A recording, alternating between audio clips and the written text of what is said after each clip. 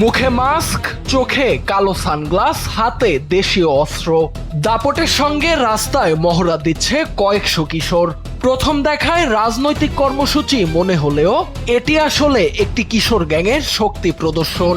সম্প্রতি কুমিল্লা নগরীতে আত্মপ্রকাশ করেছে ক্রাইম সেটআপ নামের নতুন এই গ্যাং গ্রুপ। গেল শুক্রবার গোমতী নদীর তীরবর্তী এলাকায় সশস্ত্র মহড়া চালিয়ে জনমনে আতঙ্ক ছড়িয়ে দেয় তারা। প্রত্যক্ষদর্শীরা জানান, শুক্রবার বিকেলে ভাটারপুকুর, কাপ্তান বাজার, বউবাজার হয়ে চাঁদপুর সারোয়ার স্কুল রোড পর্যন্ত বিস্তৃত এলাকায় 100 থেকে 150 জন কিশোরের একটি সংঘবদ্ধ দল কয়েকটি গ্রুপে ভাগ হয়ে মহড়া দেয়। এ সময় তাদের হাতে ছিল রামদা, চাপাতি ও লাঠিসোঁটা।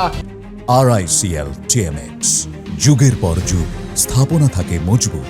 চিৎকার করে এলাকায় নিজেদের আধিপত্যের জানান দেয় তারা, যা সাধারণ মানুষের মধ্যে চরম আতঙ্কের সৃষ্টি করে। পরিস্থিতির কারণে অনেক ব্যবসায়ী নির্ধারিত সময়ের আগেই দোকানপাট বন্ধ করতে বাধ্য হন। স্থানীয়দের দাবি, এ ধরনের কিশোর গ্যাংয়ের তৎপরতা কুমিল্লায় নতুন নয়, এর আগেও একাধিকবার এমন ঘটনা ঘটেছে। তবে কার্যকর ব্যবস্থা না থাকায় তারা আরো বেপরোয়া হয়ে উঠেছে। এ নিয়ে অভিভাবকদের মধ্যেও উদ্বেগ। তাদের আশঙ্কা, এই গ্যাংয়ের অনেক সদস্যই স্থানীয় স্কুল কলেজের শিক্ষার্থী, যা ভবিষ্যৎ প্রজন্মের জন্য বড় হুমকি হয়ে দাঁড়াতে পারে।